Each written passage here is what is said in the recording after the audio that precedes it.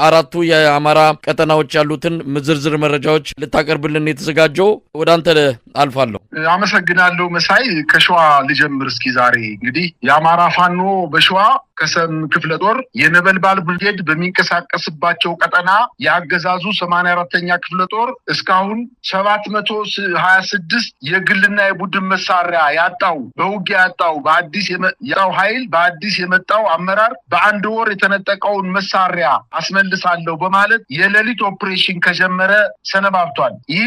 ይህም ህልሙ አልሳካ ያለው ያገዛዙ ሰራዊት ተጨማሪ 17 መሳሪያዎችን ተነጥቆ በውርደት ተበታትኖ ተመልሷል። አገዛዙ በርካታ ሙትና ቁስለኛ እየሸከፈ ወደ መጣበት እንዲመለስ ተደርጓል ተብሏል። አሁን ደግሞ በቀን በሚያደርገው ውጊያ ከፍተኛ ክሳራ እየደረሰበት መሆኑን የተረዳው ያገዛዙ ጥምር ጦር ስልቱን በመቀየር በአዲስ መልክ የሌሊት ኦፕሬሽን የሚያደርገው ያገዛዙ ሰራዊት የነበልባል ብርጌድ እነሆ ዛሬ በ01/08/2017 ዓ.ም እንደተለመደው ኬላ ወደሚዘረጋበትና ቀን ደፈጣ ወደሚይዝበት የተለመደ ምሽጉ ከባልጪ ወደ ባሳ መስመር ወርካ ከተባለ ቦታ ላይ ከጠዋቱ 2 ሰዓት አካባቢ ኬላ ለመዘርጋትና በኬላ የተለመደ ዘረፋውን ለመፈጸም ሲንቀሳቀስ በ50 አለቃ ሰለሞን አድነው የሚመራው ሻለቃ 3 ሻምበል 3 የቀድሞው የጠላት ሻምበል 3 ቀድመው የጠላትን ምሽግ ይዘው ሲጠባበቁ የቆዩት የሻለቃ 3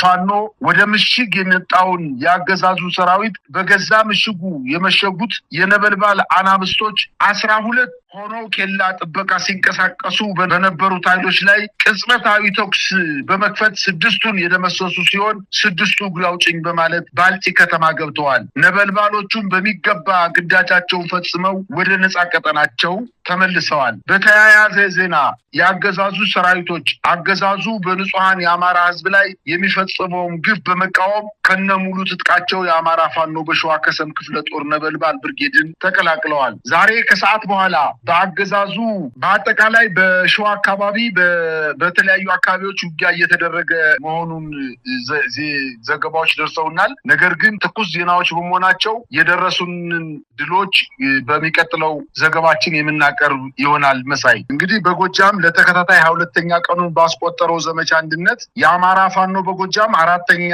ክፍለ ጦር መብረቁ ተፈራ ብርጌድ በጃዊ ቀጠና ቡኒጅራ ከተባለ ቦታ ላይ በአብይ አህመድ ስልጣን አስጠባቂ ሰራዊት ላይ ባደረጉት ከባድ የማጥቃት ዘመቻ 3 ወታደራዊ አዛዦችን ጨምሮ 37 የጦር አባላት ሲደመሰሱ 15ቱን አቁስለዋል። በተደረገው ከባድ ውጊያ ያገዛዙ ጦር ሙሉ በሙሉ የውጊያ መዛባት ደርሶበት የተበታተነ ሲሆን ይዞት የነበረው አብዛኛው የቡድንና የነፍስ ወከፍ ጦር መሳሪያ በፋኖ እጅ ገብቷል። ይህ በእንዲህ እንዳለ የተበታተነው ቀሪ ጦር ለማገዝ ከጃዊ አጋዥ የጥምር ኃይል ቢላክም ከውጊያ ቀጠናው ሳይደርስ 6ቱ የጦር አባላት ከነሙሉ ትጥቃቸው በመጥፋት በአቅራቢያቸው ለሚገኘው የፋኖ ኃይሎች እጃቸውን ሰጥተዋል። ይህ በእንዲህ እንዳለ በምስራቅ ጎጃም የቀኝ ጌታ የወፍታሔ ንጉሴ ክፍለ ጦር በሁለት ግንባሮች ማለትም የቦማርያምና አርጀና ከተባለ አካባቢ ከባድ ጥቃት በመፈጸም በርካታ የአገዛዙን ጦር በመደምሰስ ሁለት ጠላት ሲገለገልበት የነበሩ ወታደራዊ ፒካፕ መኪናዎችን አቃጥለው አካባቢውን ከጠላት እጅ በመንጠቅ ተቆጣጥረዋል። የአገዛዙ ጦር በአንድ ኦባማ በተባለ መኪና ቁስለኛውን ይዞ ከቦታው የሸሸ ሲሆን በውጊያ የሞቱትን ግን ለማንሳት ባለመቻሉ በወደቁበት ትቷቸው ሄዷል ተብሏል። እንዲሁም በትናንትናው ምሽት ላይ በደብረ ማርቆስ ከተማ ስርዓቱን ለሚያገለግሉ አድማ ብተናና ሚኒሻ አባላት የመኖሪያ ቤት መስሪያ በገፍ እያደለ የነበረው የከተማዋ መሬት አስተዳደር ዋና ኃላፊ በፋኖ የከተማ ኦፕሬሽን ኃይሎች በተወሰደበት እርምጃ የአገዛዙ ጦር ኃላፊው በተገደለበት አካባቢ ያገኛቸውን ወጣቶች በጥይት ደብድቦ ገድሏል። ይህን ተከትሎ የፋኖ ኃይሎች ዛሬ ከጠዋቱ 12 ሰዓት እስከ ቀኑ 5 ሰዓት በማረሚያ ቤት እንዲሁም በፈንድቃ አቅጣጫ ወደ ከተማዋ ዘልቀው በመግባት በከተማዋ ተበትኖ ግድያና ድብደባ ሲፈጽም በነበረው የአገዛዙ ጦር ላይ ውጊያ ከፍተው ከባድ ጥቃት አድርሰዋል ተብሏል። ይህን ተከትሎ በከተማዋ የነበረው የአገዛዙ ጦር ተመቶ ወደ ኮንክሪት ምሽጉ ሩጦ በመግባት ራሱ ሲከላከሉ ውለዋል ተብሏል። በተያያዘ ዜና ውጊያ በተደረገባቸው በእነዚህ አካባቢዎችም 6 የአድማ ብተና አባላት አንድ ስናይፐርን ጨምሮ 5 ክላሽ በመያዝ በአካባቢው ለሚገኙ ለጀበላ ሞተራ ብርጌድ በፈቃደኝነት በሰላም እጃቸውን ሰጠው ከፋኖ ኃይሎች ጋር ተቀላቅለዋል። እንግዲህ የጎጃሙን የአውደ ውጊያ ውሎ የ22ኛውን ቀን ነበረ ቀደም ሲል ያቀረብክልን። ወደ ጎንደር እንሂድና ጎንደር ያለውን ደግሞ እንከታተል። እንግዲህ ጎንደር ምናልባትም የድሮን ጥቃት በአገዛዙ በተከታታይ ከሚፈጸምባቸው ወይም ከሚደረግባቸው አካባቢዎች የሚጠቀስ ነው። በዚህ መሀል ሆኖና ተጋድሎውን አጠናክረው ነው የቀጠሉት። እስቲ ጎንደር ምን አለ? መሳይ እንግዲህ አሁን ዛሬ የደረሰኝ መረጃ በሰሜን ጎንደር አካባቢ፣ በጃኖራ አካባቢ፣ በወገራ ዳባት እንዲሁም በምዕራብ ጎንደር አካባቢ በቋራ፣ በሽንፋ፣ በመተማ አካባቢ አዳዲስና ትኩስ ውጊያዎች እየተደረጉ ነው። ውጊያዎቹ እንዳለቁ የተገኘውን ድል የማቀርበው ቢሆንም ዛሬ ከሰዓት በኋላ በደቡብ ጎንደር አካባቢ በአገዛዙ 206ኛ ኮር ላይ ከደብረ ታቦር እና ከነፋስ መውጫ መካከል በምትገኘው አጎና ከተማ ላይ እና የፋኖ ጠንካራ ይዞታ ወደ ሆነችው ወለላ ባህርን ለመቆጣጠር በሁለት አቅጣጫ የመጣው የጠላት ጦር የጉና ክፍለ ጦር ጋር ብርጌዶች ጋር በመቀናጀት ከባድ የመልሶ ማጥቃት እየፈጸሙበት ሲሆን ውጊያው አሁንም ተጋድሎ እየተካሄደ በመሆኑ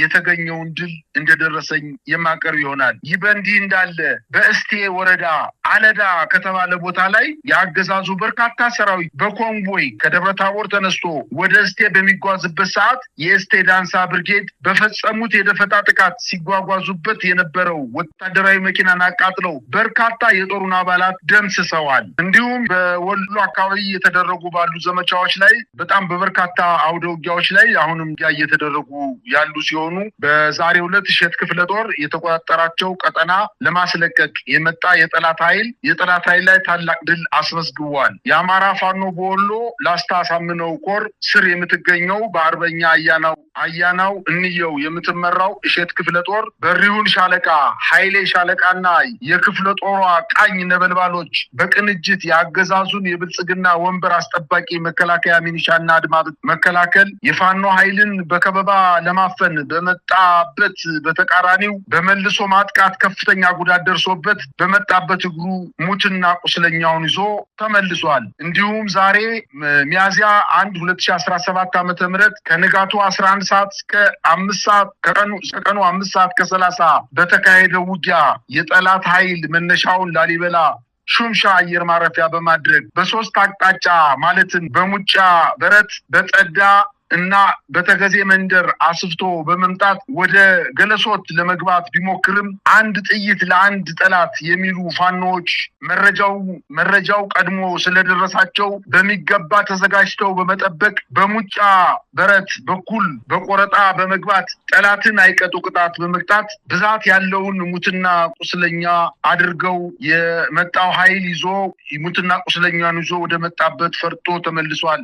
ይህ በእንዲህ እንዳለ በዛው በሰሜን ወሎ በላስታ ሳምነው ኮር ስር የምትገኘው ጥራሪ ክፍለ ጦር ከድልብ ከተማ በቅርብ ርቀት ላይ በምትገኘው በቅሎ ማነቂያ ከተባለች አነስተኛ ከተማ ላይ ጠንካራ ማጥቃት በማካሄድ በከተማዋ መሽጎ የነበረው የጠላት ኃይል በመደምሰስ ከተማዋን ሙሉ በሙሉ ተቆጣጥሯል። የአማራ ፋኖ በወሎ ንጉስ ሚካኤል ኮር አማራ ሳይንት መቅደላ ክፍለ ጦር አትሮኖስ ብርጌድ ቀኛዝማች ይታገሱ አራጋው ሻለቃ ጠላት ላይ ታላቅ ድል ተጎናጽፏል። በዛሬው ዕለት የአገዛዙ ቁጥረኛ ጦር እስትንፋስ የሆነችውን ብቸኛ መንገድ በመዝጋት ከፍተኛ ጉዳት አድርሳበታለች። የብልጽግና ጦር ወደኋላ እንዳይመለስ የቦረና ገነት የፋኖዎች መንገዱን በመዝጋታቸው የጠላት ብቸኛው አማራጭ ወደ ጦር ሰፈሩ መመለስ ብቻ ሆኗል ተብሏል። የአገዛዙ ጦር ከመሃል ሳይንት፣ ዴንሳ፣ ቦረና እና ደሴ ሲሄድ ምንም ጉዳት ያልደረሰበት በደረሰበት ጥቃት ተመቶ ወደ መጣበት ሲመለስ ጉዞው ስቃይ የበዛበት